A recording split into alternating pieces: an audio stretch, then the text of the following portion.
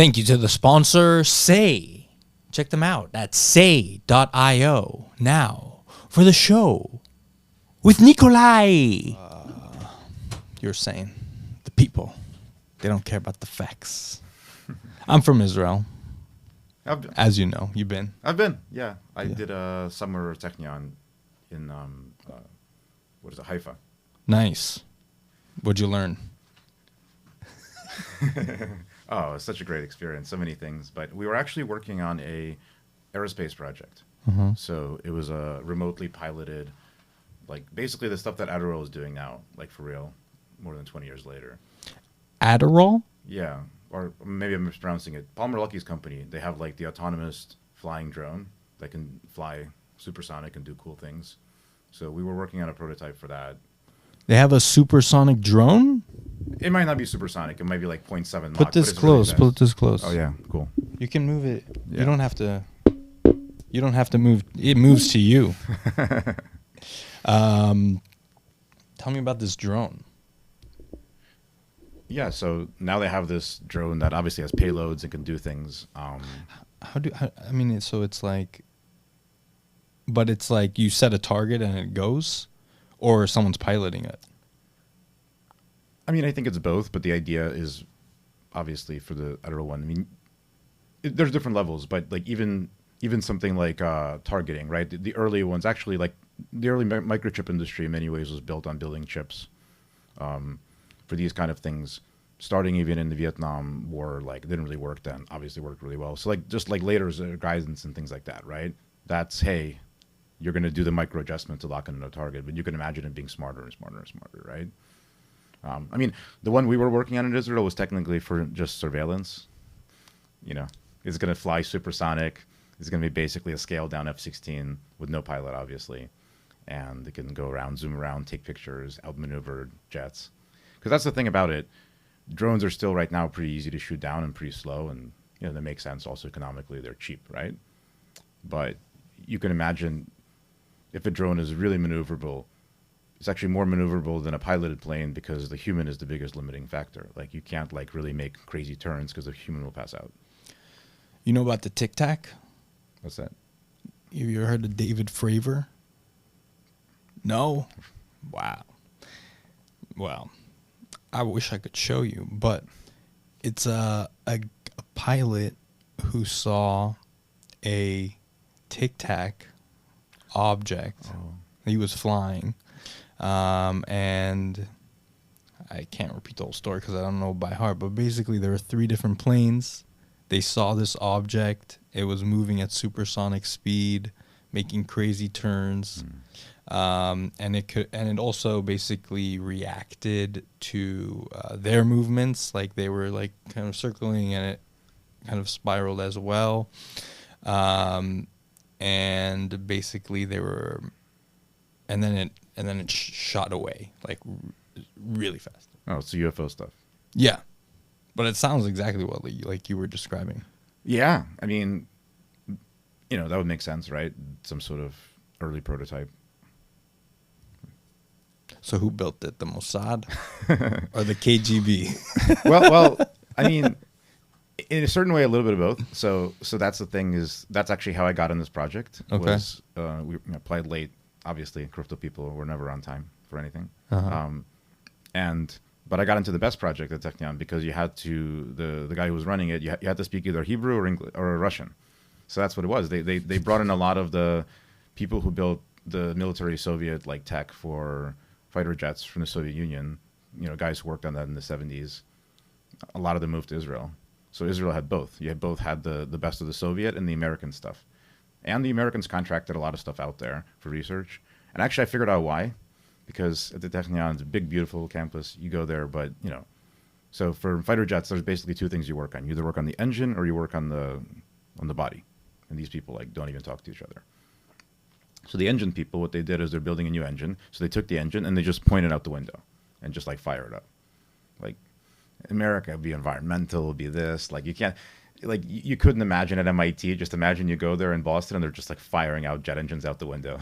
I feel like that's what Elon does, though. Correct. That's right.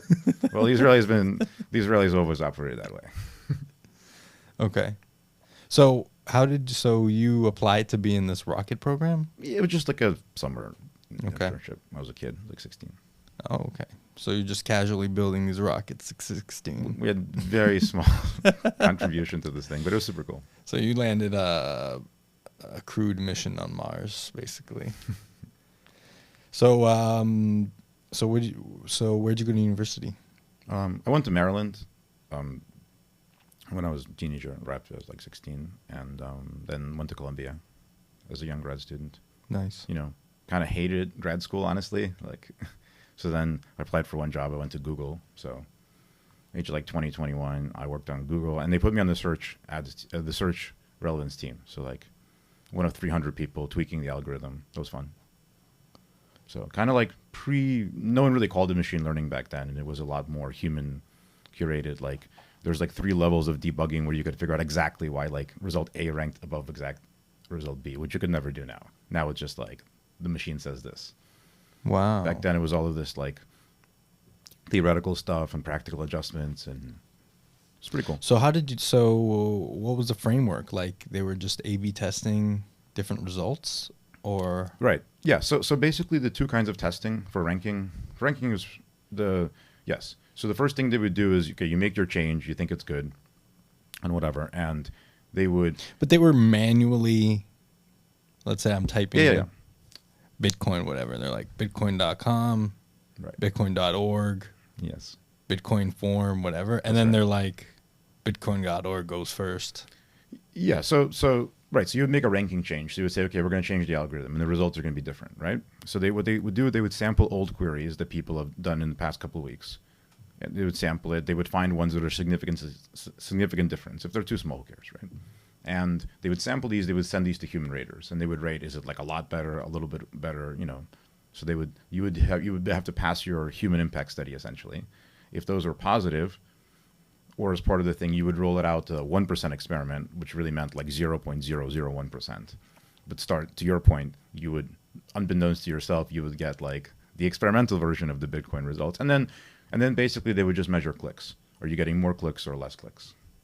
A little bit more to it than that, but that's what they were doing.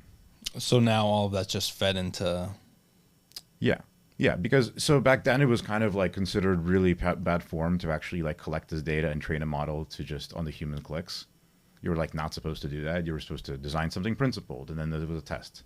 I mean, for like good reason, because you were overfit to the human labels. Like you would. What does that mean? Design something principled. Like you would have a reason for why you were increasing this, decreasing that. Oh, I see. And today in machine learning, No one knows why. things do different. Got you. Yeah, like even here, like today, I saw a friend of mine who's still at Twitter. I used to work at Twitter also.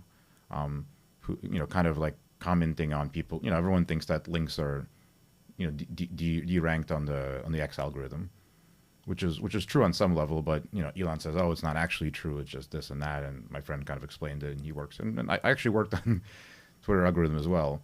But like, the bigger point is people can't even exactly explain why things are higher or lower.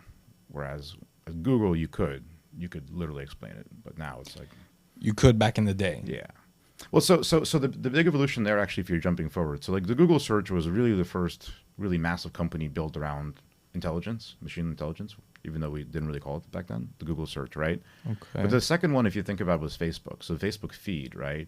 As primitive and hacky as the algorithm was, it really was a huge deal. Like Facebook didn't really take off until the feed. And What did MySpace have? I mean, they didn't. It wasn't focused on the feed, and also this is pre-mobile, right? So you would just go to people's pages. So actually, we had Facebook when I was a student at Columbia. So MySpace was a thing, even though none of us were on it. But you had Facebook, just that was only available to like 20 colleges or whatever, and it was a huge deal to get your college included. And the features were like super poor. Like at first, you couldn't even share images on there. I mean, mind you, MySpace already had like bands doing music, right. things like that. Like the only way to actually even upload images to Facebook was to like profile images. So like if you went to a party, you wanted to show 5 images, you would upload 5 profile images. People could comment on those individually. So like, yeah, it was all based on looking at each other's walls, and then the first feed was just like, yeah, here's just a, chronologic list of updates from your friends. Right. But the feed the actual feed is okay. Let's do the algorithmic thing, right? Where now you have a lot of stuff, but you're mixing which you would be likely interested in, you know. Yeah. So that was the first feed. Interesting. Yes, and now everyone and it took a while for that stuff to be algorithmic. I mean, even Instagram had a just chronological feed until not that long ago.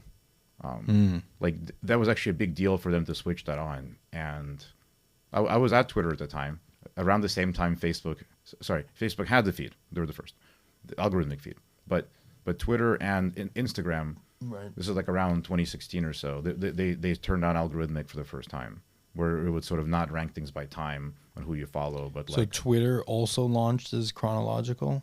Yes. I guess, yes. And that's why the follower stuff was super important. But also you had all these problems, you had these hacks. So for example, you had the New York Times, I think they still do this. But they would have an article and they would post the same articles, 12 times. Because you had to get in the top of your feed for you to see it. Right. So if they posted it once 2 hours ago, you wouldn't see it. Mm-hmm. So they had to post it again. That's a problem. Right, that's just a problem in the primitive, let's show you what it was posted. Yeah, because the time order listing thing, it makes sense, and people are even EU and a lot of people are like, oh, the algorithms are bad. Ordering things by time is also an algorithm. It's just a really dumb algorithm. Yeah, it's just stupid algorithm. Yeah, got you. Yeah, interesting. Yeah, interesting. Okay, so from there, so you're at Google, you're working on it. So yeah, it's interesting just to think that back then it was just like a manual algorithm. It was still an algorithm. Yes. And we're super scientific about it, like the click stuff, the measurement, like I said. In fact, that's something that's kind of been lost on a lot of people. I'm really glad I had that experience. We still do it, when we train models for AI stuff. Yeah. We still will spend a lot of effort labeling hundreds of examples and sort of training on it, or at least calibrating it. And a lot of people don't want to do that. So for example, not to call them out, but some people I know who are working on the X algorithm now, I remember talking a few months ago, they were super excited. They upgraded the algorithm and you can see the difference. It was better. I'm not going to say how they did it. Doesn't really matter. But I'm like, okay, cool. But did you run side-by-side experiments? Did you have people look at, they're like, no, of course, it's just clicks. So, I think it's good to look at the results also. Just to see, okay, we did this version, that version. They didn't look? They just saw that it generated better results? They just launched it, and the reason they think it was better, is just because people click more. But they actually don't have any examples. They're not take this person and see, this is the timeline they had before, here's the timeline they have now. This is better for this person. It's hard to do it for that.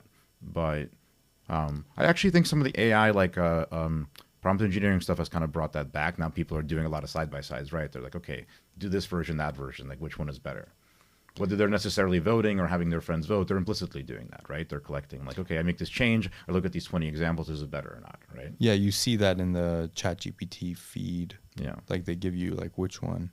Yes, they do that. Well, exactly. Although do you ever vote those? I have. Yeah. You're smarter than I am. Yeah. I think it also points out, again, it is harder to get that feedback, right? Because on Google you had or for the Facebook, Instagram stuff as well, people click, right? Ooh, I like this. They're showing this pretty strong signal that they like something. By the way, I just wanted to say before we move on, but when you're manually training the AI, that feels to me like when they talk about the punch cards for computer programming. Yeah. It's yeah. My mom worked on that in the Soviet Union, so I heard stories about that. Right. Thankfully, it's before my time. I was early enough in coding where we still had to learn how to do assembly, but no one used it. It was just do it just to do it. Right. But we did code in C, which is good. I think that was helpful. I don't even know anything about that. Now it's all vibe coding. I tried to vibe code something, but I got so frustrated. Yeah. I feel like I got so close, but I just couldn't open the thing on the local host 3000. Oh. It didn't. Yeah. And I felt it right there, but it was I was sending it screenshots. Oh. ChatGPT is crazy. Anyway, I got off track. So we're talking about vibe coding at Google, or the opposite of vibe coding. Now, yeah, it's it's gone completely. So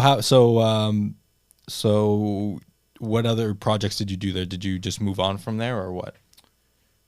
Google, we did some cool things. One cool project I had a small contribution to, which was fun, was the spelling correction. Did you mean? So when you mistype something, that was a early project that was done At the top, you're talking yeah. about?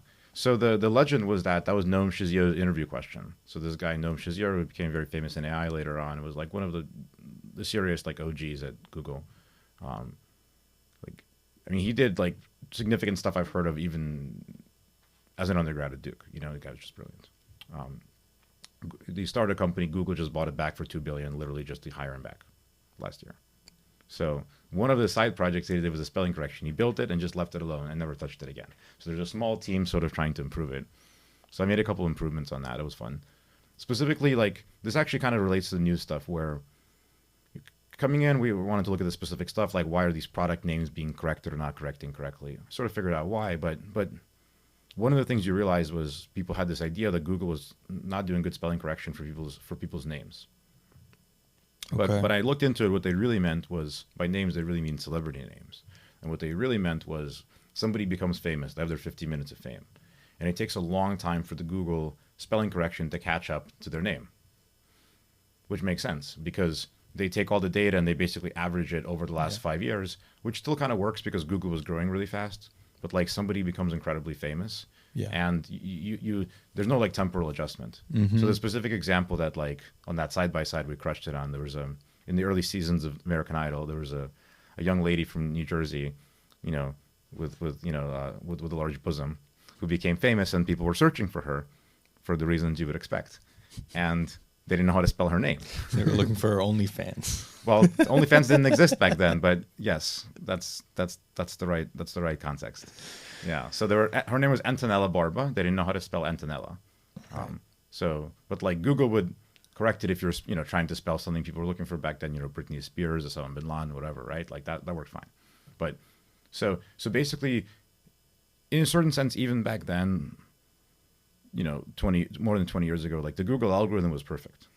But if you have the assumption that the world's not changing, and in fact the world's rapidly changing, and people don't actually want the best information, the most authoritative, they want new things. Yeah. They would Wall Street's like a perfect example of this.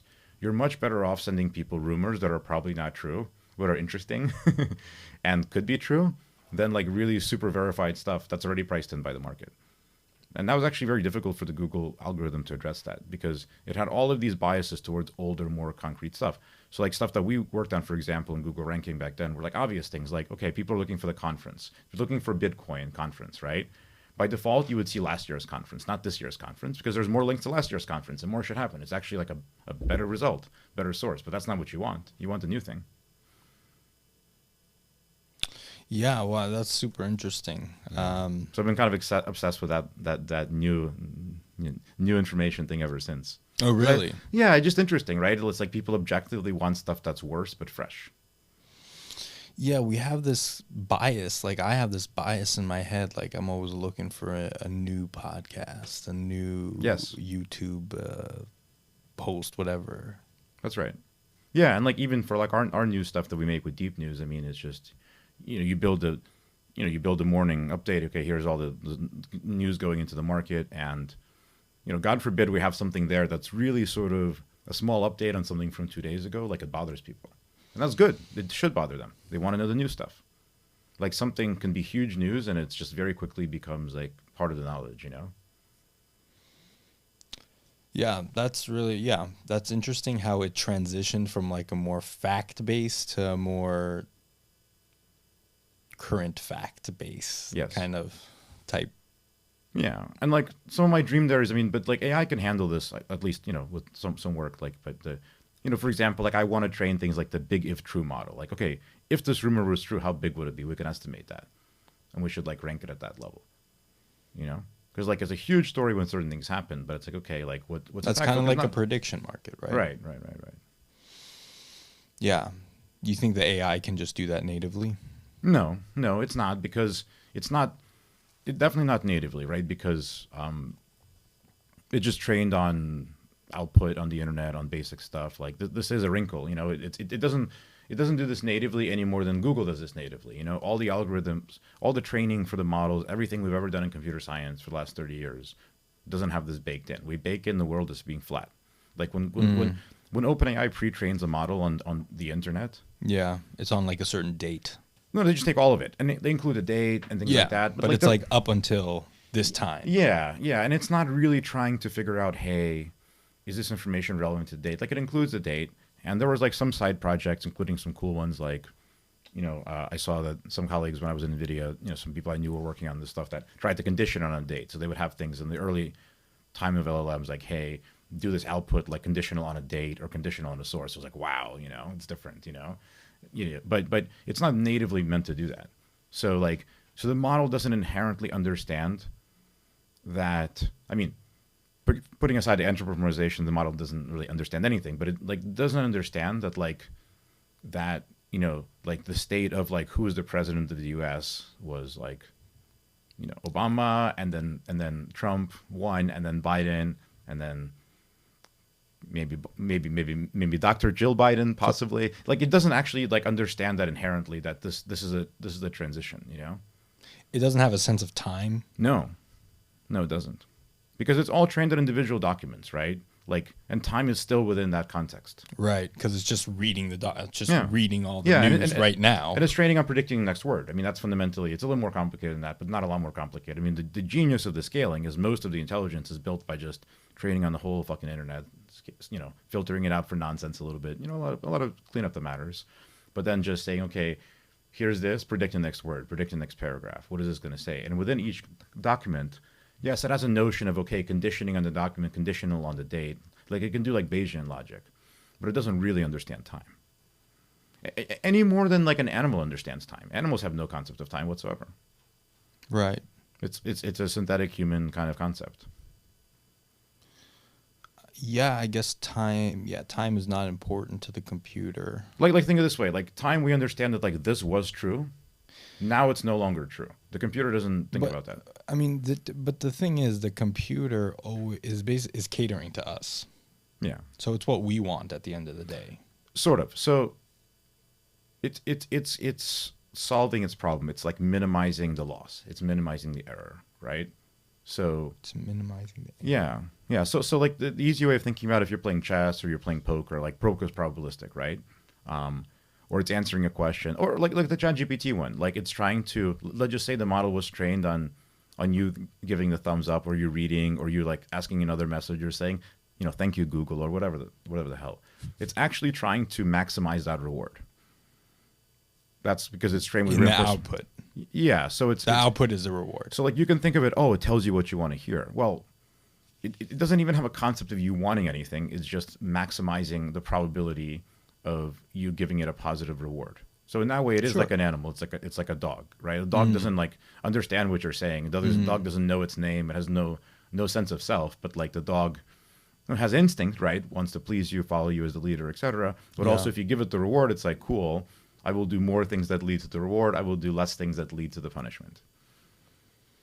Right. Do you think that it can transcend that? Maybe. We'll see. AGI, baby. Sam Altman's posting tomorrow. Yeah. I mean, people love that posting, I guess, and talking about it. I don't know. Wait, so let's go back. So you're at Google. You're like, did you mean big titty woman? Yes. And then what? And the answer is you did mean that. Yes, of course you did. Of course you did. Well, and that's the thing, is that was the beauty of that algorithm. It was super simple, but it's just Bayesian probability. Exactly. What do you mean Bayesian? I don't know what that means. Yeah. So basically, here's the query you actually typed in, right? Yeah. That's okay. And what did you actually mean? Right. So the point is that if it's like here, there's something that's similar, that's way higher probability. Basically, way higher probability that a person would type that in. Then it evaluates that against the size of the error. Because you can also say you meant Britney Spears. That was the most popular query. But that's a very big edit error. There's a very big, like, what you typed in was not very similar to Britney Spears. Right. So you're trading off the probability of the error with the probability of the intent. So that's the beauty of it. You can just sort of generate this graph in real time where, ideally you're looking for things that are, a small edit distance, so like a small number of errors. Right. But Small like, character. but like amount way away. higher probability of typing this in. You're like, yeah, you're 100,000 times more likely to have typed in, this similar thing as opposed to the thing you actually typed in. Right. Yeah. Yeah, and that just kept evolving and evolving. Yeah. Well, that's the thing. People tried to build more complicated. They hired these PhD people, spend millions, try to build more sophisticated systems, but they could never beat this little thing that no one threw together. That's why he was a genius. Oh, really? Yeah, because they tried to solve it more generally, but like the system was just good. It had a lot of hacks, a lot of like. Just that function of. Yeah. Did you mean? Yeah, but remember, like, so I guess the implicit part that I didn't describe is like we're looking at Google Logs, right? So we're doing two things. One is just the probability. How often do they type in like word X? How often do they type two words together? Mm-hmm. Like, okay, so you would literally get a probability of like, okay, how often do people type in Gabe? How often do they type in Haynes? How often do they type those two words together? If you're famous enough to sort of meet the criteria of the double word. Obviously, not every double word can be considered, and a few triple words are considered, and that's it. So you have this like. And again, my adjustment was saying, hey, the recent information means a lot more than the information from a year ago. Right. Which I think over time becomes even a bigger deal because now if you're averaging over 20 years, you're really, really diluting today's information unless you're boosting the shit out of that, right? Well, I feel like it's like you'd want one for each different period. You'd want, like, depending on what you want. But here's the thing. When you have a tech product, you don't care how it would have worked 2 years ago. You care about how it works tomorrow. Oh, yeah. No, I'm just saying it's different No, products. but people forget that sometimes, Like, I think I was just saying, like, you can get, like, in the future, you could have a chat GPT that's just based on today. Yes. That's just based on a trends. Yes. Right? Yes. And it will be based on a trend that may or may not be the truth.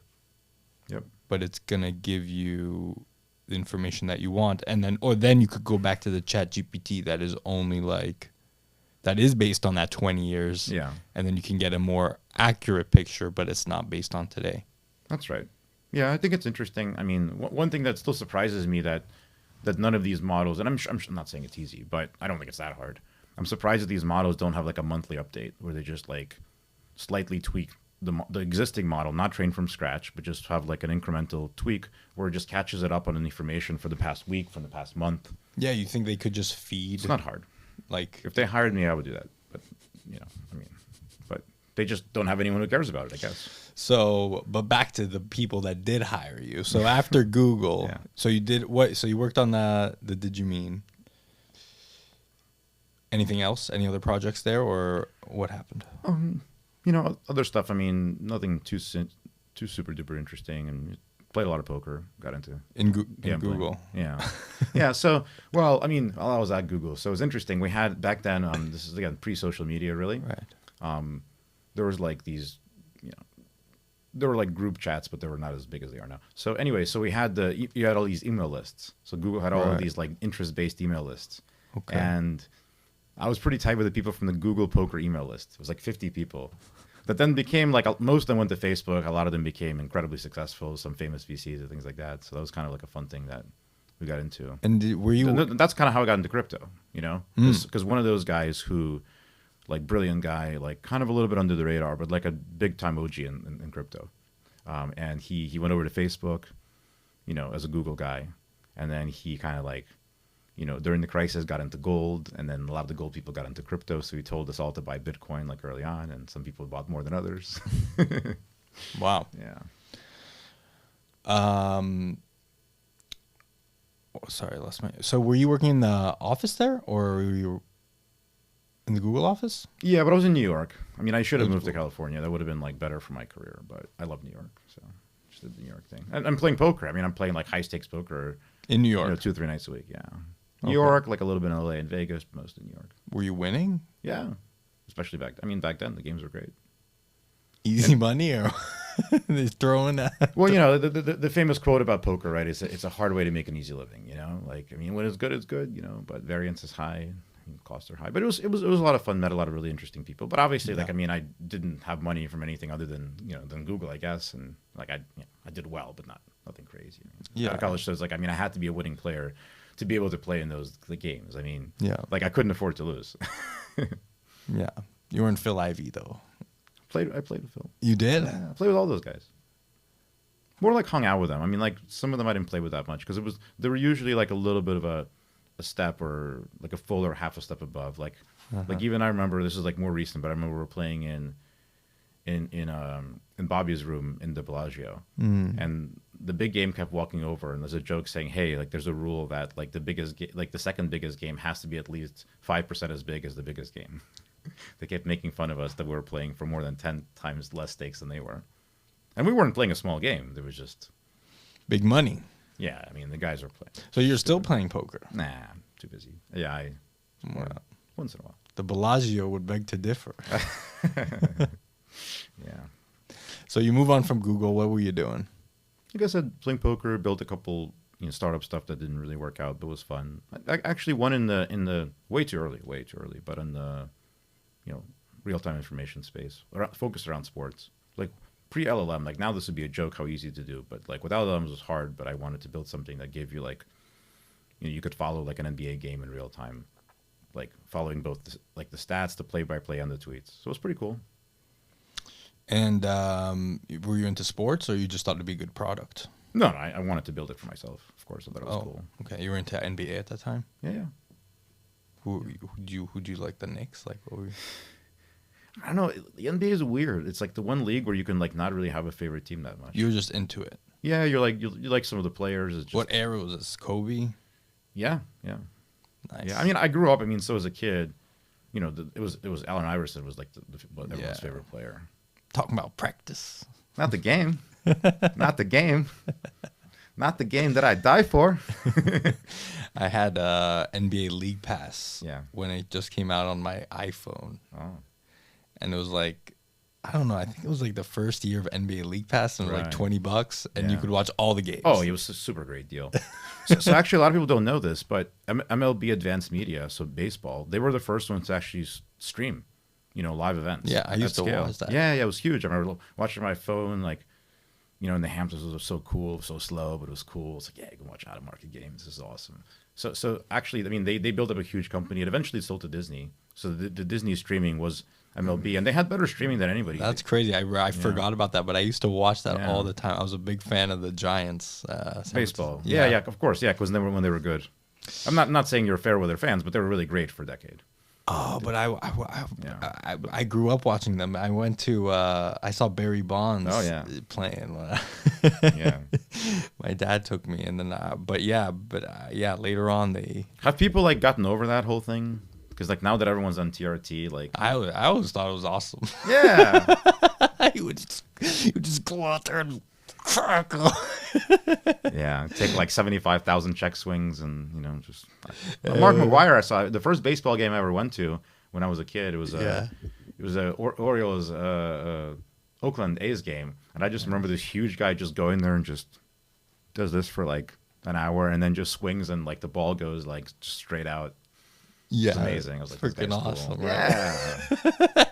Yeah, I went to a lot of A's games back in the day. Oh yeah, I mean, I grew up in the Bay Area. Right. Yeah, man, baseball. But I used to watch. But yeah, but now the A's are gone. They're like nomadic. What happened to them? Where are they now? Well, so they're like building a stadium in Vegas.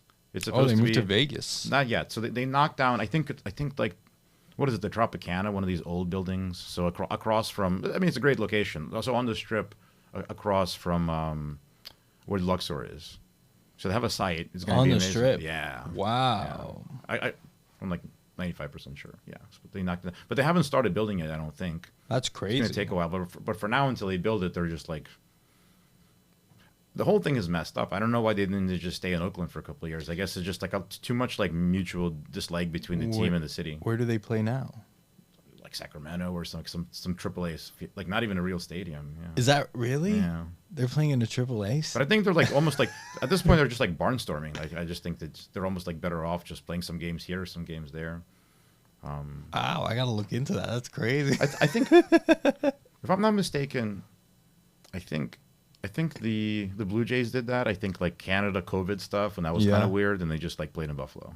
Just like same at like a AAA small stadium, because it's all TV. I mean, like the gate is important for baseball, but you can live without it. It matters. Well, for the A's, their stadium was 0. terrible. Yeah, and like by the end, but nobody went. I mean, I remember even for like in Baltimore for the Orioles when they were good, it was huge. But like I remember going on a weekday. I mean, there were like 25 people in the stadium. It's like I don't even understand how it's worth serving. Like they have more employees than people in some of these games. It was Here also in Miami, like I mean, the stadium's great, but it's just people just don't go. Cubs are in town, people go. I've never been. So you know what's cool? The best game I've ever been to was the World Baseball Classic. Okay. I went to the final. I went to a bunch of games, but I went to the final. Okay. Japan versus U.S. That was amazing. Really? Was Yeah. it here? Where was it? Yeah, it was here, and it was like it was all Japanese fans. Like the That's tickets awesome. weren't even like that crazy expensive, but like That's yeah, awesome. and the game ended with Shohei Ohtani striking out Mike Trout to end the game. What? That's so good. I know it was amazing. It was an amazing game. And People like flew from Japan to watch us. The Japanese Shit, fans that have like their they're own special crazy. stuff. Oh yeah, it's a whole different culture. they're super into it. Yeah. And in Korea, they love baseball too. They do. They have all Korean baseball. Oh man, you got me a blast from the past. Remember at MLB.TV Yeah. on the phone, watching that shit. But Buster the World Baseball Posey. Classic is great, and I think they'll market it a little better next time. But I think the finals are always in Miami, so next year. Really? Yeah. Yeah, because they have it in different stadiums around. It's like a preseason thing, so they have a different pods, kind of like a World Cup. So they've So you're really into baseball, huh? yeah, I used to be. I used to be too, but now you're still into it. Yeah, I mean it's interesting, and I also know like some of the guys in like like all the advanced stuff. Like I kind of got into the sabermetric stuff too, and did a little bit of research in there. But then through that, I got to know people who actually like use scientific methods to basically make players better, specifically on the pitching side. So they were actually early there too on a lot of like high speed cameras and things I like saw that. the Yankees have new bats. Yeah, those silly looking bats. Yeah. Wait, so how are they using AI in baseball these days? Well, so the main thing is on the pitching side. Perfect. So so like the pitching right initiates the action. Are we taking a pause? Oh, I was just getting a drink. oh yeah. Didn't mean to cut you off there. All right, it's all good. Yeah, so on the pitching, you can, I guess, just like the one sentence thing is they have something called Stuff Plus, which is basically like based on how hard you throw, where does the ball movement, etc. Thank you. Like try to basically estimate how good the pitch is, like in a vacuum. Right. So then that way, instead of like looking at results, be like, hey, the guy hit a double, you made a bad pitch. The guy struck out, you made a good pitch. Like that's obviously not true. It's super high variance. Bananas. Nice. In case you're hungry. Sure.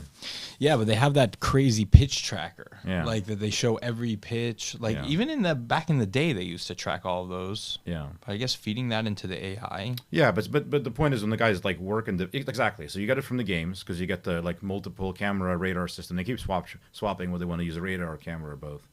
But yeah, they can track it. Some are more accurate than others. But then when you go in the lab, like when you do pitch design in the lab, you actually have guys throwing with a 17 camera setup. Thank you. And you really get that. You can really figure out exactly what the pitch is doing, and then you can figure out how good it is. L'chaim. Behind. This is a classic grape. Have you had this? No. Grape Pop. soda. How many grams of sugar? 4. No, that's nothing.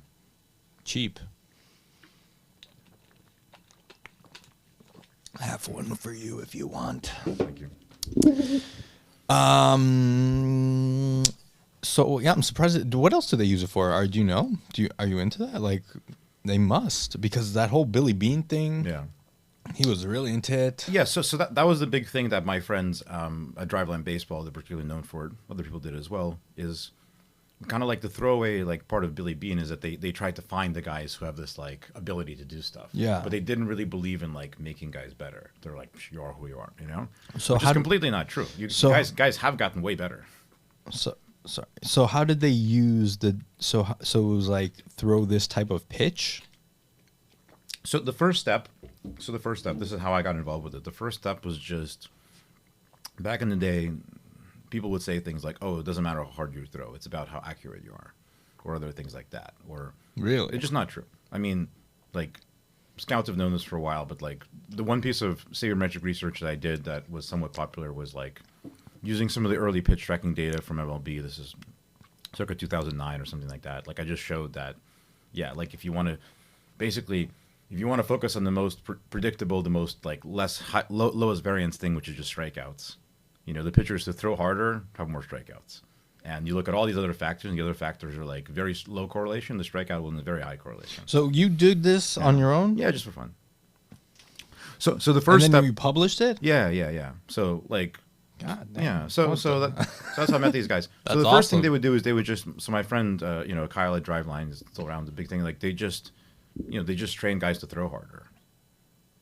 But back then, you still had to convince people. So you had to be like, hey, yes, it's worth it going to this like camp for like 2 weeks, for like 2 months or whatever. Like, yeah, like people didn't know that there's a huge difference between throwing 90 and throwing 92. Now they throw much harder than that. So the first thing they're doing is just throw harder. But over time, the newer meta from the last like 5 years, but this was obvious even in my data in 2009, but like now everyone understands. You want to throw harder, but you actually want to throw fewer fastballs. So the best pitchers now throw super hard, but they throw like fewer fastballs, and it's like it's the pitches that actually strike people out, and that are like very, like basically pitches that are like very likely to be a strike and very very very unlikely people make good contact is some of the hard breaking pitches, so like the sliders and things like that.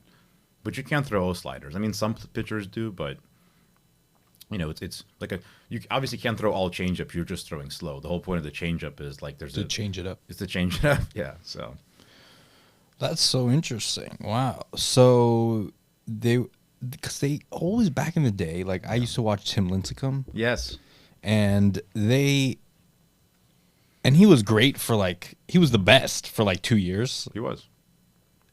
And he threw super hard. Yeah. But he He lost his fastball. He just stopped throwing as hard. That's it.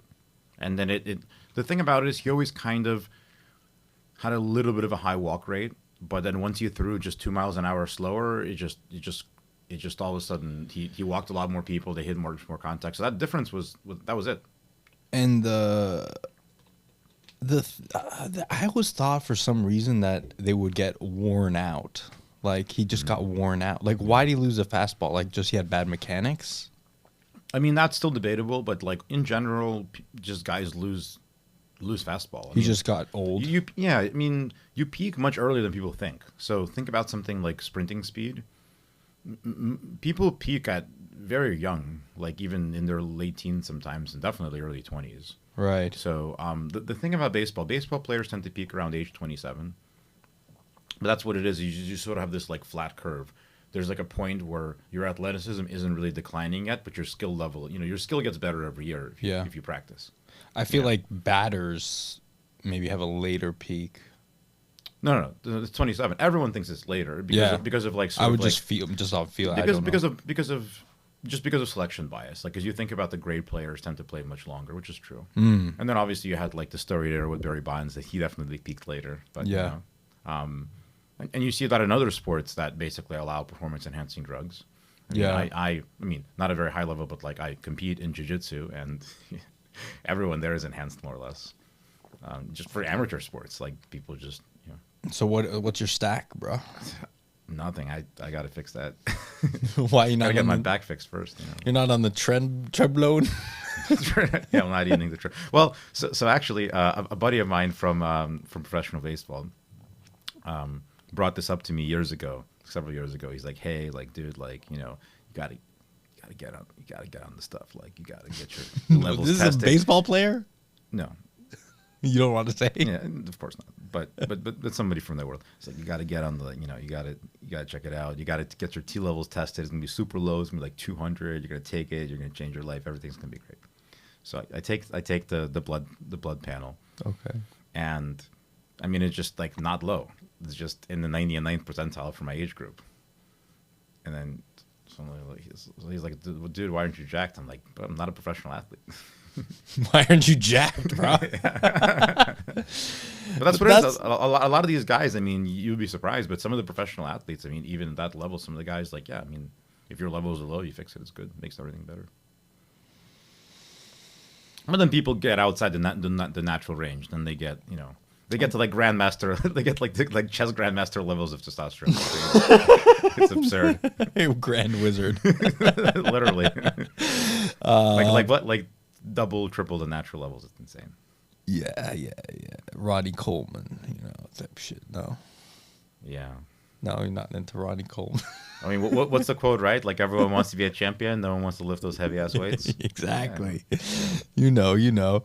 Yeah. Shit. Okay, so that's great. Wait, so you're into baseball. So you were deep in this. You were telling me a little bit about this baseball. So you're breaking down pitchers. Was there anything else back then, or what? But what about the batters? How do they? There's nothing with the batters. I studied pitching, and I think that most people who come to this analytical angle usually start with the pitching because it's a bit more pure. It starts the action. The math is just like hitting is hard because it's reactive. It's and actually right now, I mean, maybe that's changing a little bit, but can't you say like pitching is ahead of the hitting now because in pitching you can work in the lab, you can do their stuff, and the hitting,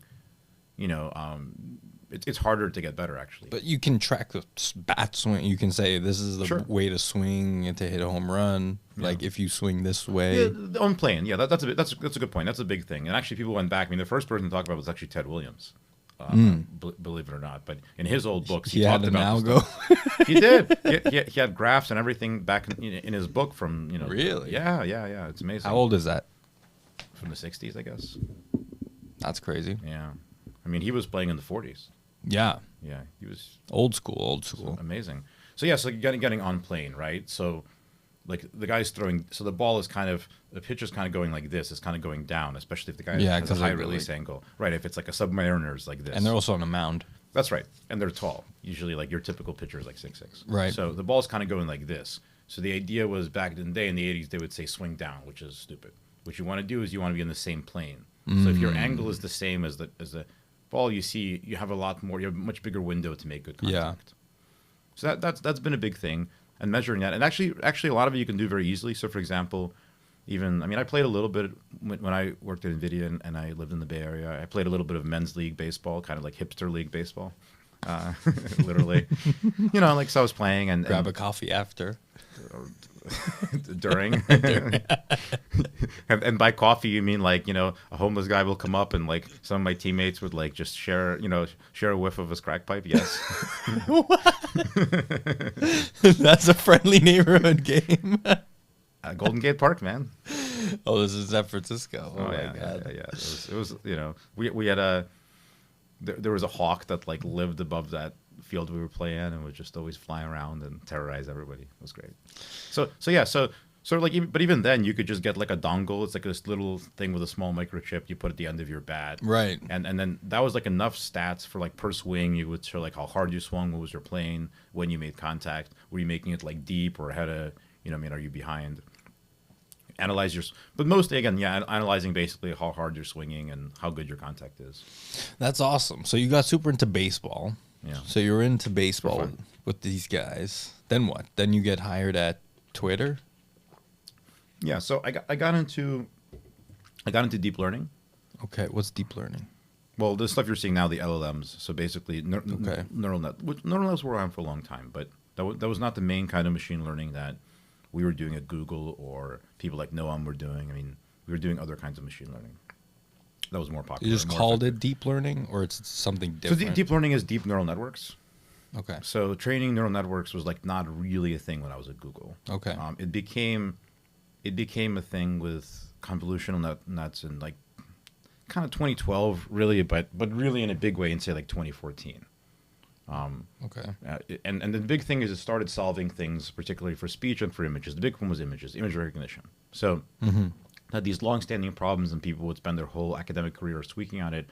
And the task was very simple. Here's like 100 different categories, and describe what just have your model predict what the image is. It a dog? Is it a cat? Is it a fire truck? Like incredibly like basic shit, right?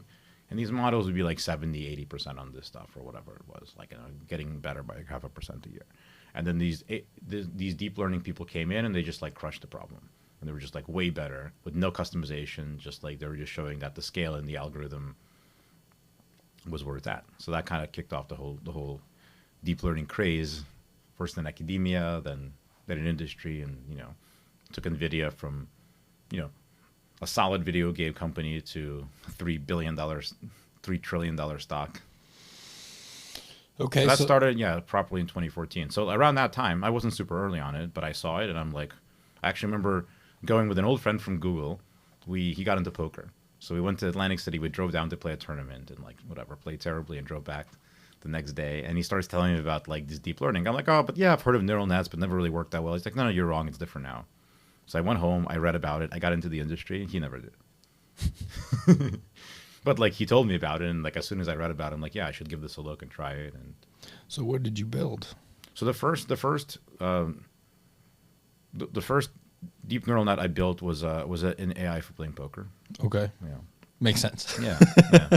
So I mean, it might still be around. I'm not sure, but there was like the computer poker competition, and I entered it, never won, got like middle of the pack, but I was the first one to put in a deep neural net into the competition, the first one to do it. Okay. And then there's a couple labs that I remember meeting them at first, and they were doing like just solving and not using any deep learning AI. They were just doing it purely through like algorithm, solving the Nash equilibrium essentially. So simplified Nash equilibrium. And then, I basically convinced them pretty easily. I mean, the students were open. The professors were always behind the times, but the students were obviously very open to being convinced that you could at least use AI to approximate some of the functions, to like make their algorithm more efficient. So they did that at first, and it became more and more AI. More and more. So like that's the thing, is basically everything in AI that works is like a big component of it is the deep neural network these days. Okay, so you're building this poker, Yeah, and then fun. and then how'd they find you?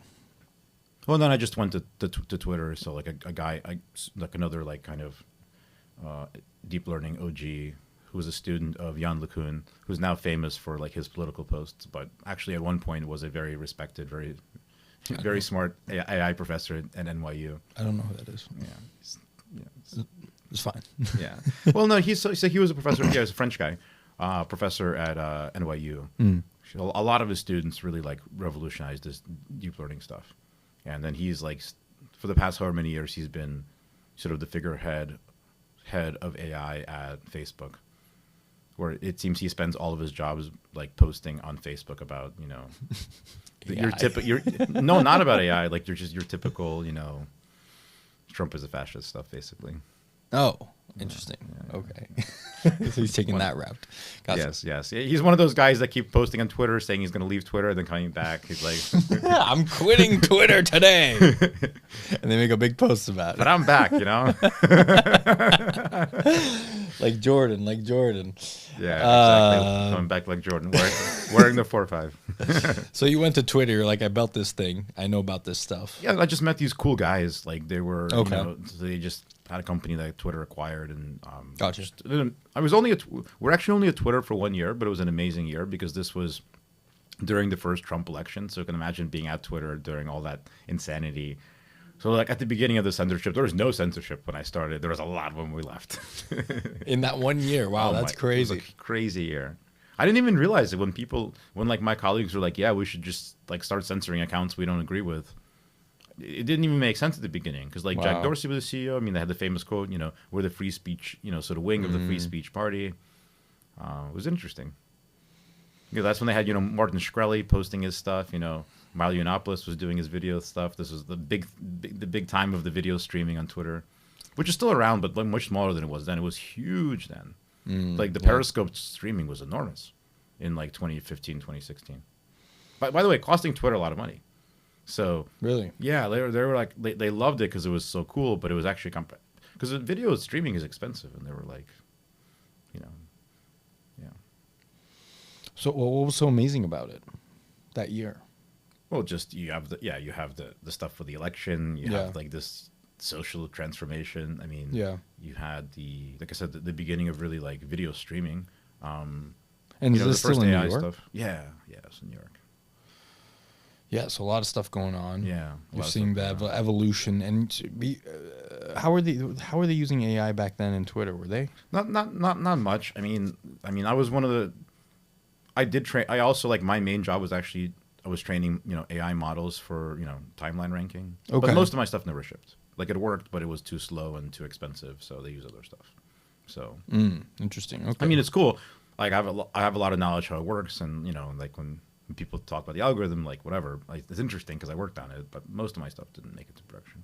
Plus, the way we were doing it was just too expensive and too difficult. Like a few years later, it was just so much easier. So you were hired to work on that? Yeah. It was just hired. It was just my first project. And I did a couple other things. That was the main one. Gotcha. Okay. And then from there, you went to NVIDIA. NVIDIA. So, yeah, so then on Twitter, like I said, was a very schizophrenic company back then. Amazing company. Very interesting, but very crazy in a fun way. So, like, they went from, like, hey, we're going to go all in AI. We're going to, like, acquire some company for $100 million to just, like, cutting people's salaries, like, all in a year. We're just, Whoa. like, just jumping around like crazy. So what ended up happening was NVIDIA was growing rapidly, not as big as it is now. So they went and they wanted to hire a bunch of AI people because, people were using chips, but they didn't have a lot of internal knowledge of actually cutting edge models. So I was one of the first people to jump ship. And then at the same time, like our boss of the group jumped ship and then he pulled everyone in. So I ended up working for a different guy, but everything was great. But actually most of our team, most of the good AI people at Twitter ended up moving to NVIDIA over the next year or two. Wow. Okay. Yeah. So which is very common in Silicon Valley. People like follow people, Yeah. So you hire like the right guy, like you get, If you trust the manager, you go with them. You want to work with. That's the thing, people, and I bring this up all the time, and people don't appreciate this enough. I think as a technical person, if you want to have really good technical people working for your company, they have to report to someone that they respect and like respect technically, And that's hard. If someone's, they don't have to be like better, and the person doesn't have to like code and like prove their shit. They need to respect the person's knowledge. It's very, very, very difficult for good engineers to like work for like a marketing guy or someone who doesn't code. Yeah, they just like it never works, and that person just fucking disaster. Yeah, it's also like the marketing person doesn't have any insight to what they're doing. They don't understand what's difficult, what's not. Like they can't. They always want to for some reason. I don't understand why, but like they can't really call the tech people out on their bullshit. But if the tech people are really good, they're not bullshitting you. But like they need people to appreciate their work and understand. Yeah, it, they don't have insight into it. It's just like okay, someone would build some complicated, interesting thing, and then some non-technical person would come and say, "Why don't you try this other thing?" Yeah, like that's completely like terrible, unrelated, doesn't make any sense, and the person would be like, "I hate you." That's how it goes. So usually, if you're a good technical person, especially as like an individual contributor, I mean, all tech people are introverted, really. Mm-hmm. You want to have a boss that you really respect technically, that used to do cool tech shit, and now they're a boss, but they're sort of shielding them from all the corporate bullshit. Yeah. So what did you do in NVIDIA? So what I was supposed to do when they hired, again, going off the poker stuff, we were supposed to work on AI for playing video games, basically. Really? So Okay. Never worked on it. Okay. And ended Skip up right over. Yeah. No, but that was like the reason that it just never happened. But it's fine because instead I got pulled into the tech stuff. So they had a team and it was built on. So remember, the vast majority of the deep learning stuff was based on, again, image recognition. Is it a dog? Is it a cat? Or if you're working out at Twitter at the time, it's like, is it a cat? But like, basically, is it porn? Yes. So that's what most people's background was. The vast majority of the good people, and then some also a little bit in audio and things like that. But not actually that many people from that thing were worked on text and NLP. So since I had that experience again from the Google stuff, I kept throughout my career, I kept getting dragged back in the text thing. I would do something else, I get dragged into text. Do something else, and get dragged into text. Eventually, I accepted it. It was fun. The text stuff was interesting. Mm-hmm. So the first product that me and a couple of teammates, one in particular, we built at NVIDIA as they were being flooded with resumes. So just an AI resume screener, basically putting into 3 categories. This is someone we should call immediately. This is someone who's a decent candidate we should talk to.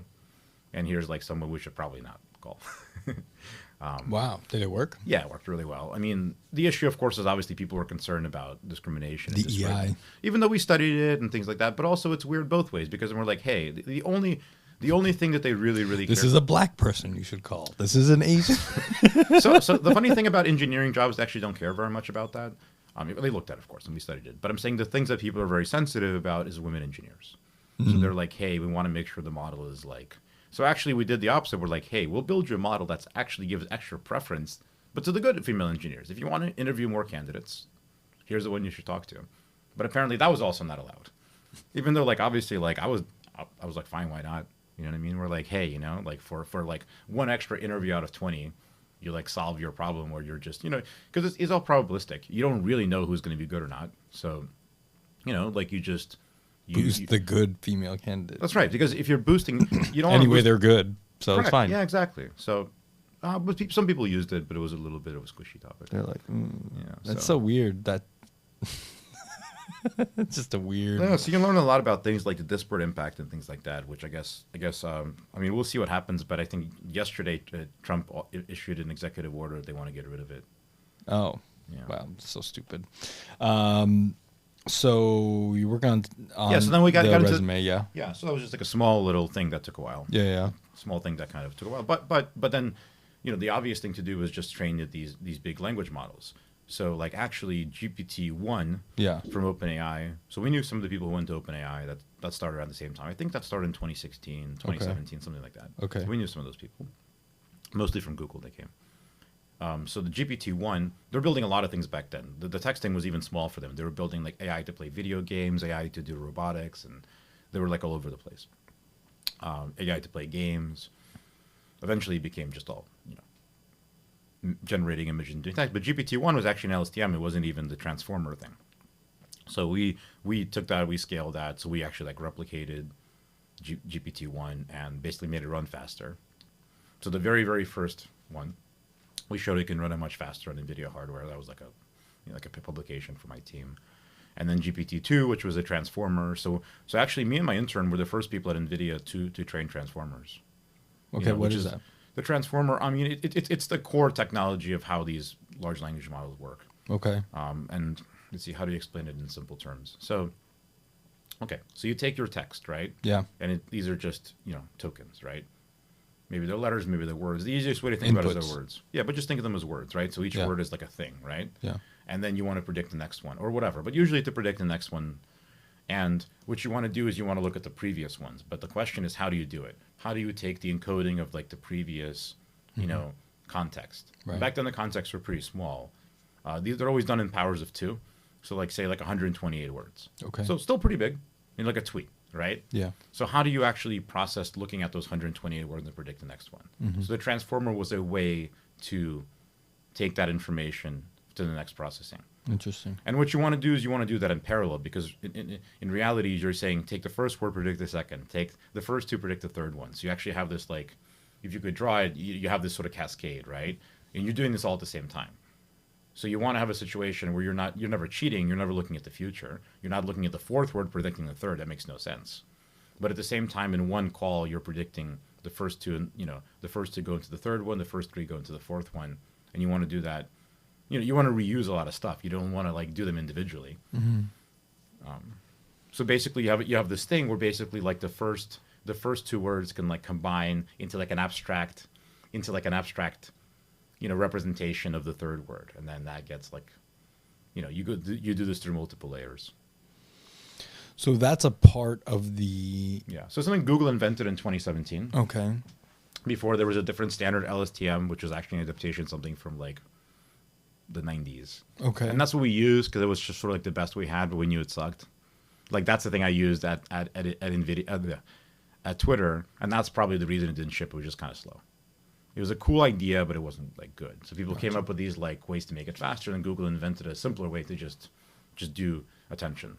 You know, just. And it would process it faster because it would process faster, and it would be just like better outputs. Yeah, it was like more trainable. You could learn more stuff. So the big aha moment for me is we tried it side by side on a particular data set. So we had 2 models. Okay. One was the LSTM, the old technology, which is, you know, GPT-1 was LSTM, so it wasn't like that old. And then you had like the transformer, which is like GPT-2, right? Same model, performs about the same. And then you would say, okay, cool. You want to take this model, you want to fine tune it for predicting like emotion. So you have like a bunch of tweets, and you label it for, you know, human labels, external public data set, like, you know, does this show anger? You know, right. Does this show like sort of, you know, happiness, right? Yeah, the tone. Like, yeah, you have this like emotional wheel. It's like some psychology stuff from the 80s, right? So people would label it.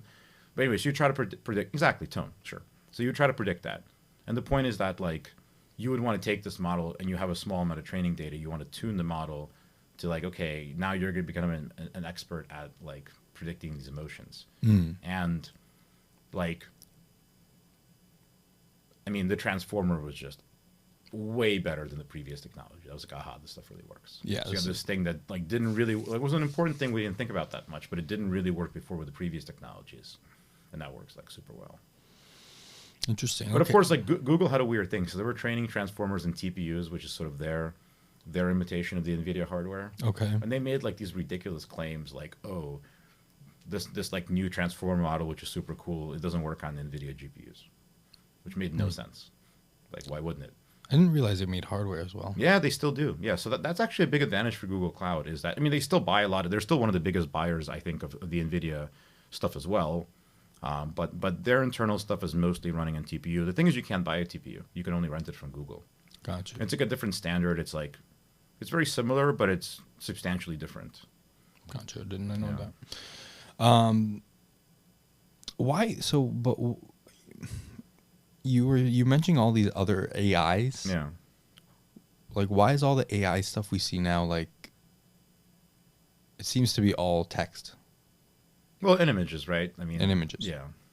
But you were talking about all these other AIs. I guess you have the AI in like a Tesla, like a self-drive Right. type thing. Yeah. That's a big one. Yeah. But why is there like no? I feel like it's all focused on the text. Like text is where text and image is like the innovation Yeah. right now. Yeah. Well, I mean, let's just address the text one first. I mean, I Yeah. think the vast majority of the information on the internet is text. Right. So that's like a good modality to work with. You know, think of it Makes this way. sense. If I train an AI to play, if they play chess really well, you know, what value does that have? I have an AI that handles text. I mean, it's just a much bigger addressable market. So you're going to have a lot of commonalities, you know? You have a million sub-applications of text that's You want to take a compelling. break for a second? Yeah. I don't know where we left off there, but yeah, let's jump in. What are you working on now then? Yeah, so we're doing deep news, named TBD, but basically something I wanted to do for a very long time, which is have the AI write like the news layer. Like, here's all the stuff that's going on. Because the problem is that you read Twitter or X or something like that, and it's just 200 people saying the same thing, you know, or different things and that are related. So can you combine that into like fully functional stories where you know what's going on without repetition, essentially? But also evaluating, you know, like what's important, what isn't, what's new, what's not. You know? Who's we, by the way? Oh, my company. You started the company. Yeah. When did you start it? It started during a little bit early, but like we started officially in 2022. But we were doing machine learning for NFT pricing, so that was like a deep NFT value. That was good. That was popular. People liked it. Sort of. Then eventually started doing this as a side project, and this became the main thing. So, how many people are at the company? About 5. 5 Yeah. devs. Yeah, all but one dev. One is yeah. Got 4 you. devs. And did you raise for this? Yeah. Nice. What'd you raise at? We raised in 22, so we raised like 4 million. Nice. Yeah. For the NFT pricing? Yes. Yeah, we built that. So like I had built like neural nets for figuring out some pricing stuff, you know.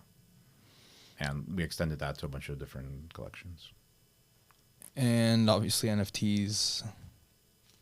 Yeah, I mean, Not so popular. well, it's kind of gone sideways. I mean, I don't want to say too much negative stuff, and some people are still into it. I mean, the weird thing is something like CryptoPunks, where we started. I mean, the pricing has kind of held up weirdly. Yeah, and there's been some big sales recently. Like Huge. They've been like down, like, but Shockingly flat in ETH terms. You know. yeah, exactly. Like the floor has been between, you know, mid 30s and mid 40s for freaking forever. It doesn't. So seem there's to be. demand for them. Yeah, there's you know, and traffic will pick up here and there. Right. So But overall, NFTs are. yeah, I mean, I think that sort of stuff. Yeah, I mean, it's. I think some stuff people care about. A lot of stuff, not so much. Pudgy penguins, people like. People like the pudgies, and you know, and obviously then the whole NFT space went into, you know, meme coins and things like that. That's, you know, people wanted us to get involved into that, but I wasn't really sure where we had an advantage. I mean, I mean, use it. I don't know. I'm sure people have trained machine learning to figure out what meme coins are doing, but I didn't feel like I had any sort of real angle there, to be honest. Got you. So, but in the news, what is your angle? Like, what do you feel? So, I mean, it's kind of weird because the basis of it, we just have all of the news, everything that matters. Because actually not that much. So just for context, we write 2,000 stories a day, like unique stories, not duplicates, in hundreds of topics. So everything from meme coins to NFTs to like the Epstein files would be a category that we added. You know, like it's pretty, you know, hundreds of countries at this point. So I don't know. And then you use that to build up what people want to see. So obviously you have the top stories, you have personalization, notifications, you know, and you can do this in like a mixed way that you couldn't otherwise, which is a combination of like your interactions and then just categories you explicitly choose. It's like, I love chess. I play chess, obviously, also Russian, you know, so not a lot of news in chess, but if something interesting happens, I want to know about it. So you can't. Anal beads. That's the number one question people ask. That's right. Sorry, I got you off track. No. That's how it is. So exactly. So if that, so like you can't even really like learn it through like clicks. You know that you're interested in chess. Like you want to mark it, and then it's there. You know, because like you may not have news for months. You know. Mm-hmm. But at the same time, if you keep clicking on the meme coin stories, then yes, if there's a big meme coin story, you may want to see that as well. So how are you distributing? So you go on the website. I was on the website, but you go on the website, but then I didn't see different categories, or were the categories? There's a lot of categories. Yeah, at the top, and there's subcategories. There's within articles. Yeah. So to break it down, tell me how it works. So how do you? So but you didn't have to subscribe to a category. It's just all displayed there in the. Yeah, I mean, you can log in and you can subscribe. That works a little better in the app. I mean, app is a little bit easier. I didn't use the app. Yeah, no, but the desktop, I mean, would have personalization, but it's not as good. I mean, the app is just a lot more intuitive. Okay. You know, because the app just like saves your preferences and does things like that. And even cool, unique things like recently we launched a map view. So if you want to browse world news around the world, you can just rotate in a map, and as you zoom in, it like chops it up into smaller pieces. Oh, cool. So like what's the top news in Europe, what's going on in Greece. I mean, all kinds of levels like that. And we're translating international sources also. Yeah, so where do you source it from? How do you? Yeah, so the vast majority of data is from tweets. So we pay, you know, a lot of money to get in real time immediately the top 60,000 or so accounts. Mm-hmm. And that's great. So you can focus on, you know, primary sources and things like that. So you basically are doing like it's just very focused on today, or yes. What time? 24 hours? Like what is? I mean, it has everything. So if you search, you can go back, and that's a thing, right? I mean, some categories you want to go back further. So for example, but yes, we've been focused more and more and more on recency because that's what people want. You know, some categories like science or biology, you're going to be a lot more interested in news from 3 to 7 days ago. In many cases, you're not. So it has all of that. You know, so the ranking or display within a category will go back, I mean, up to a week, you know, sometimes even potentially longer. But generally speaking, the vast majority of information is new stuff. Yeah. Notifications obviously make sense on the app. Not as obvious how to put it on desktop, you know, but the app, it's like obvious and easy, you know. So. Got it. So what's the plan with the app? Yeah. So no, the app is great. You know, people use it, but I think the main thing is just having this whole layer. Then you can do customizations for what people want in a specific way. So like a lot of feedback we had from the very beginning is like, why don't you just do crypto news? Why don't you just do this? Why don't you do that? It's like, no, we wanted to build the overall general thing. You have a lot of benefits. So for example, right now, you know, people are concerned about potential war in like India and Pakistan. They're like shutting off each other's water and stuff like that. You know, pretty big deal. You know, you had the California fires a few months ago. Big deal comes out of, you know. So if you have a general system that covers everything, you're going to have that without having to build something new. You could build something new, but you don't have to. You have it right away.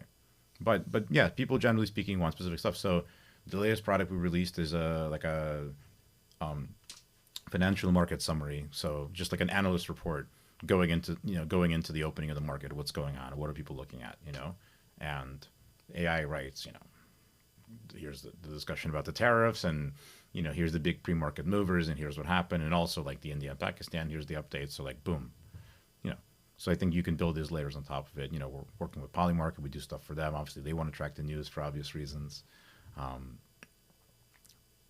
So I think that's really the idea, kind of. So how does Polymarket would integrate that? Like they have kind of at the bottom of their page, like this is what that's going on about. Well, yeah, we haven't released that yet. We're working on that. The biggest Yeah. thing they wanted actually was the just, hey, like track the news for us. So what should we be looking to make markets about? So that's like an internal tool that we built for them a while ago. I mean,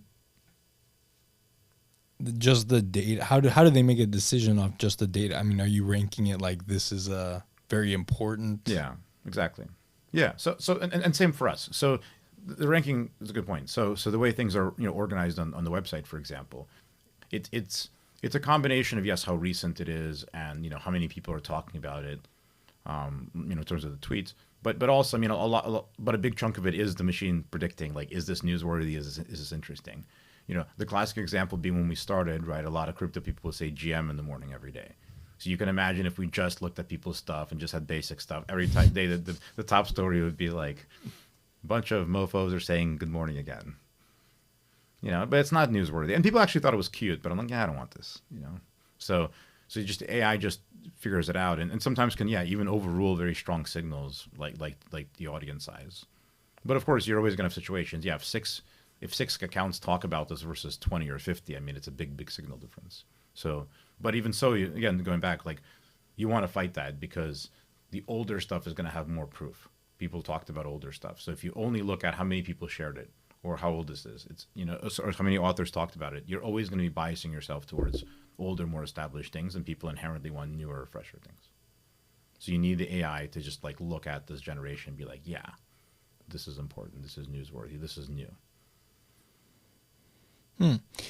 And so is it, how do you so it's just, how's the algorithm built? It's just based on the machine learning? Yeah, well, yeah. So for how good the story is, Just for the display. yeah. So yeah. So it runs one of the, it runs the AI for, yeah, figuring out how good, you know, the model thinks it is. But that's trained on based on our own preferences. So we labeled a huge number of stories, but we also looked at internal signals. So you can have, you know, we if you look at the thing, we tie versions of stories. So for some big stories, you can say, "Ooh, this is where it started," you know, like 10 authors, and then it's 30, and then it's 100. So, you know, just by comparing those things, like between the overlap of the sources and the similarity of the writing, I mean, it has good attribution. It doesn't make it right all the time, but it's usually correct. You know, hey, this is a development of that same story. So then you can use that to say, hey, okay, this thing became a big story, so the first one was big. So like you feed that back into training, and if you see something like that, you know, then that's like a big story. Nice. Yeah. And do you have a lot of users? Yeah, I mean, it's, you know, growing nicely, and yeah, like I said, focus a lot on the integrations. I mean, I think it's, you know, kind of your, you know, I think it's good to have the user platforms. Yeah, just powering other people's stuff. I mean, I think, Yeah. you know, people use the site and the app, and it's, you know, growing steadily. Haven't really advertised it too much, but again, I think part of it is also, it's interesting because it's a little bit hard to convince people that, yes, you would have, like, we have everything. You know, people tend not to really believe that. They go to a place to I get my crypto news here, I come get that here. Yeah. So I think it's a little bit of like a learned behavior of, you know, and again, we're not against Twitter at all. X, I mean, I think it's great. That's where we get our source information. The problem is just if you go there, you know, you're going to be, some things are repeated a lot, some things that are not newsworthy or like overly, but you're just not going to know things, you know, like even if you, for example, yesterday they had it was a dinner. I was looking at the results from the NFL draft. I wasn't watching, but like you could just easily go and you would see the story. You would say, okay, show me the NFL stories. It takes 2 seconds in the app, and boom, boom, boom, a story about every draft pick. And every story is just written from scratch. It's good. It has any context around it. You know what I mean? It's not like going to ESPN and seeing the structured output. But if you went on X, like you could figure out who all the draft picks were, but it would take you a while. Yeah. Yeah. It's hard to figure out the news just from following people. Yeah, and but like awareness of topics is good. The comment, obviously, you don't want AI like, well, some people are doing this with some of the crypto bots, but like we're not having our AI like make up its own commentary. That would be silly, you know, I think, for now. Yeah. Do you find like you have to like, is there any bias? Like, because everyone talks about like this bias in the media. Like, how do you balance that? Do you Yeah, definitely a big topic, especially before. It's actually interesting. I mean, the AI tends to just be better at this. So, for example, even not even talking about ours, but looking at someone else's. So I remember like one of the stories that happened during the election is you had like I remember when Kamala Harris went on Bread Bear and had like a really terrible interview, and then if you search for Google, they would have all the headlines which were spinning it in a certain way. And if, I just want to know what happened. What do they talk about? So then, okay, I went to Perplexity and I just asked, and they took all those same sources that were super biased, but if they just focused on the actual like objective part of the conversation, it was able to answer it quite fine. So I think you get a lot of that.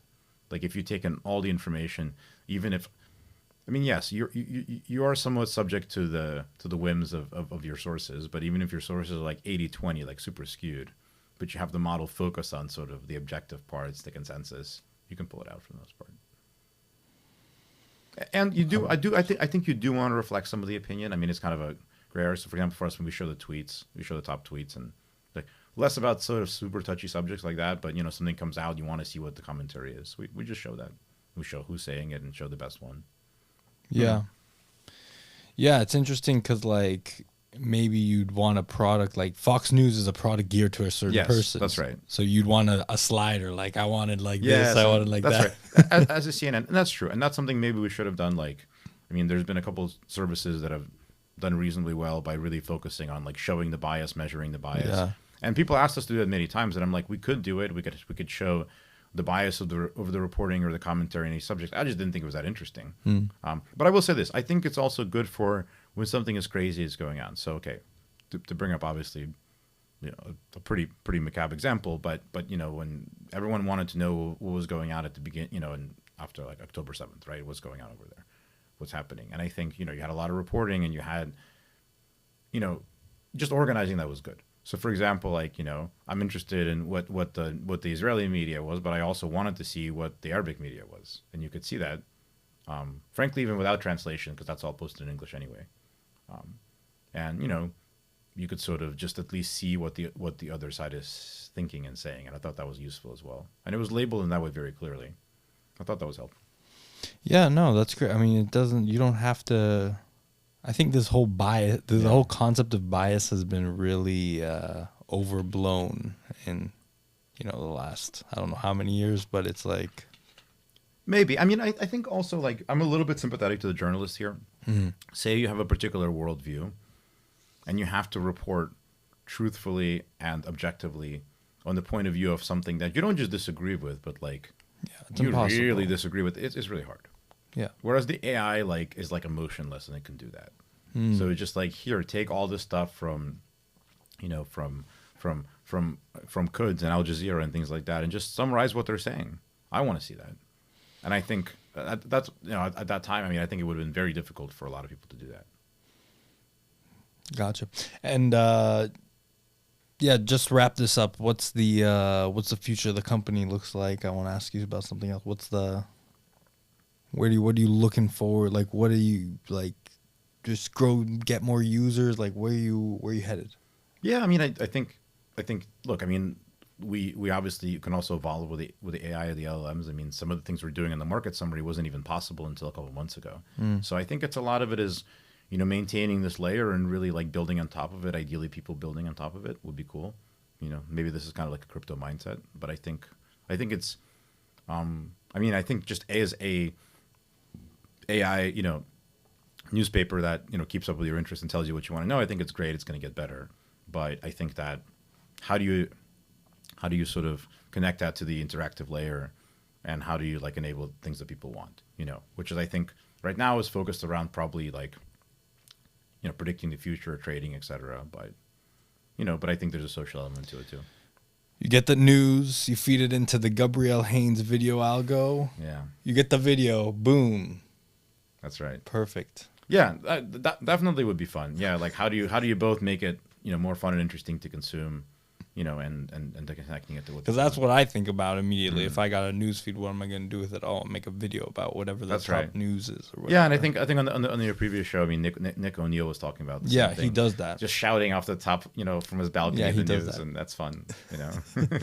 Let's talk about the jiu-jitsu a little bit. Oh, yeah. So, tell me, you've been competing. How long you been in jiu-jitsu for? I mean, I was exposed to it when I was in college, and then but then I kind of did Muay Thai instead. I don't know, like I remember even in college we had a jiu-jitsu club, an amazing club. All my friends did and became black belts and things like that. But I was just like, I don't know if I want this guy like choking me and breathing on me weird, you know.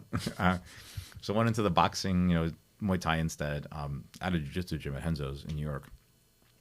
And played rugby and things like that too. So later on, I really got into it seriously, like properly during COVID. You trained Yeah. So, Muay Thai in Henzo's? Just for fun. When I was at Google, like I would go for my lunch. For my lunch, I would go and. Is that the Danaher era? Or? Yeah. Danaher, he was there. You didn't train jiu-jitsu? No, my friends did it. I know. A bunch of my friends did. You trained Muay Thai? I know those guys. Yeah. Well, no, the Muay Thai club was good too. But actually, those guys all got into jiu-jitsu also. Everyone did eventually, just at their own pace. But yeah, Danaher was there. He still had hair, and he would lift weights. So not very many of these guys lift weights. So like sometimes it would just be me and him like lifting weights and like looking at the girls doing capoeira. Yeah. Wow. Yeah, I mean, he was like, a cult famous even back then, but this was a while ago. So yeah, so then I always wanted to do it, but I got super serious into jiu-jitsu during COVID. Like, you're in Brooklyn, after a while you get sort of tired of like looking out the window. I would go running in Central Park every day. I wanted to do something like with some like contact. So there were some underground gyms, and one in particular that my friend knew about, that they were just like ignoring all the rules and doing jiu-jitsu. Underground jiu-jitsu in Brooklyn, huh? Yeah. There it was in. Actually, they started. They were doing it like at a shul in South Brooklyn. And in the shul. Yeah. It's a holy practice. Yes. And so then they moved to a different space near there. They're still there. It's a great club. I'm still friends with them and follow their stuff. So then I just started training here, of course. And jiu-jitsu is amazing in Miami. Is it?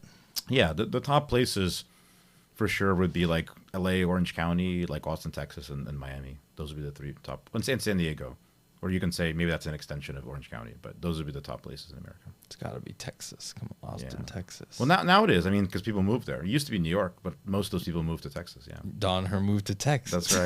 That's right. Well, he didn't want to. He loved New York, but all the other guys did because they lived in New Jersey and they hated all these interviews. They talk about how much they hated the city, commuting into it. Like Gordon, all these guys. The Hirad, yeah. So and then you compete as well. Just amateur level, yeah. So did a few competitions, and we'll do some more. How'd it go? I did okay, like won some, lost some. What belt are you? Blue.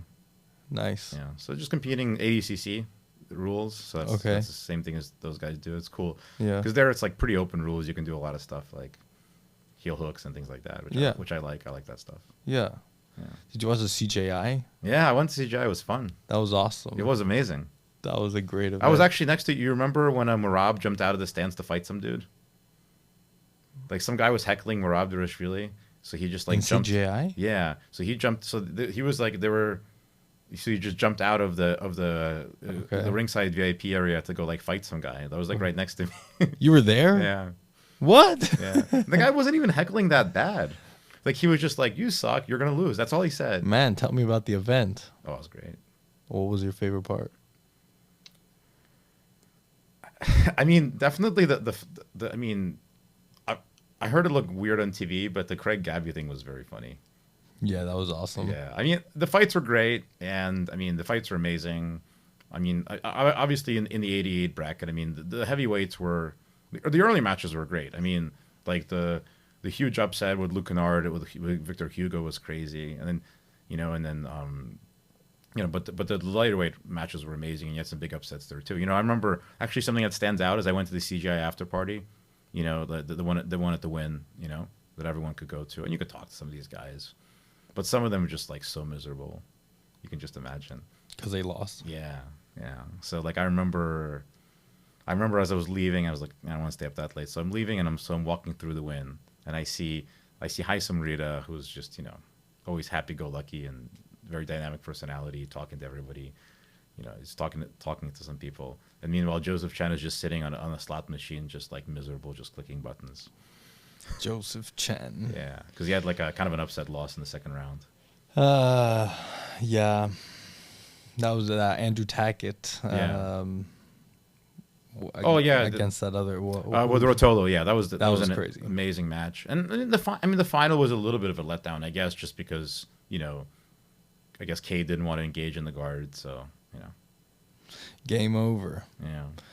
Wow, that's really cool that you went. I watched all of that. It was so good. I thought it was awesome. You gonna go to Vegas for the next one?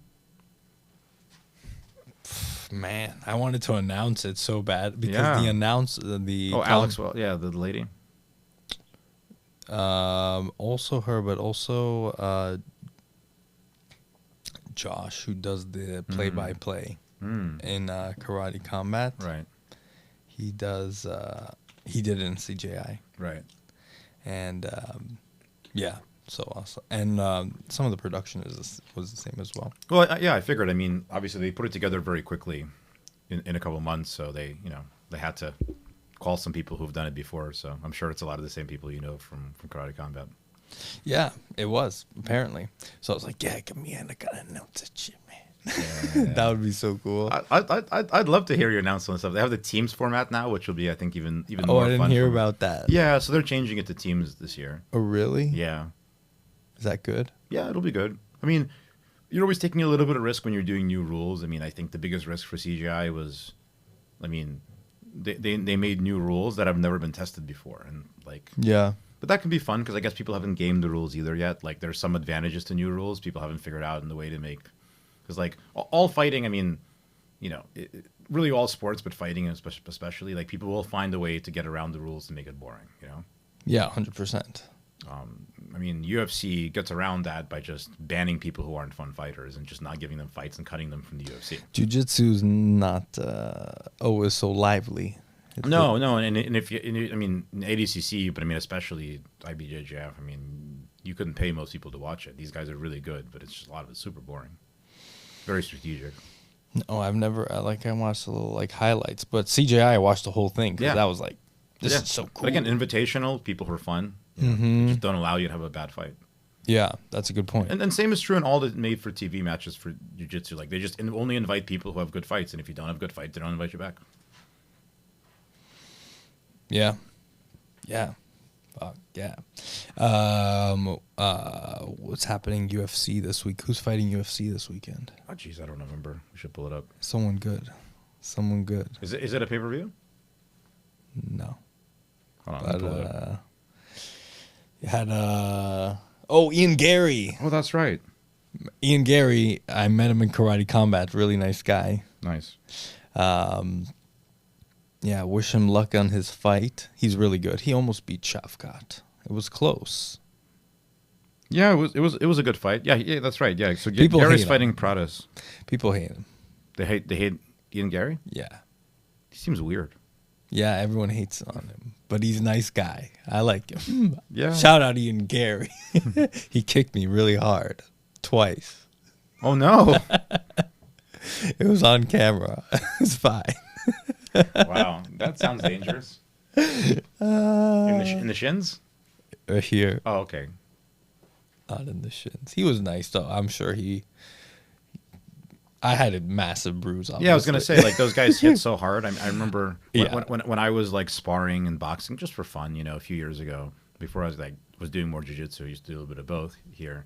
I mean, you go and you would just spar with somebody who's actually good. Yeah. Not even a professional, but just a good amateur, and only body shots, and they would you would hit you so hard, but they're going 20%. Yeah, But it got to the other levels. Like, I would just go and have a little sparring session with just some tech guys, and same thing. You would just hit it only in the body, and I would tap them in the side, and they would just wail away and try to hit you back so hard. But it's just dude, just tapping you, but it hurts. Yeah, yeah. it's amazing how much power those guys can generate. It's crazy. Oh, it's crazy. It's crazy when you you can. There's levels. There's levels. There's levels to this shit, bro. There's levels. That's what's funny about jiu-jitsu. Like, some of the guys, even some of the pros, they don't even look like athletes. It's weird. Well, jiu-jitsu's a little different. I don't know. I feel like jiu-jitsu's a little bit of a different beast. You got a lot of things. You got a lot of juice flowing. Yeah, but then you take those jiu-jitsu guys and they fight UFC guys, and grappling, they always win. Yeah, but because UFC guys are focused on other things. Yeah, I've grappled with some UFC guys. Like they have good jiu-jitsu, but yeah, they're focusing on other things. What UFC guys you grapple? Just they come by. Some of the guys just come by, like the open mats in the gyms, especially in Fort Lauderdale. Damn, these are some crazy mats, huh? Yeah, just for fun. I mean, they're good. You're not impressed, huh? No. They're focused on other things. They're not Exactly. only No, they're but- not no, but jiu-jitsu they're- specialists. They're good. Yeah, of course. Well, not all of them, No. but they all say they're black belts. They're always like, "I'm a black belt," but you never know. Whether you Islam, you're like, what does he said? He says, many black belts should be cancelled. Yeah, that's those guys are. Send them to Dagestan for 3 years and forget 2 or about 3 years and forget. Yeah. These guys are crazy. This guy, last guy in Karate Combat, oh man, I don't forgot his name, but he did. He pulled a little comes out movies like I smash a kill after Nice. he was like Uzbeki guy. But yeah, Karate Combat's coming up, Dubai. Nice. It's like in a week, Amazing. so should be good. When's the next one in the States? They're supposed to open their stadium, the that's Bonk right. Stadium. So we'll see when that's supposed to happen. I don't know. Where's that?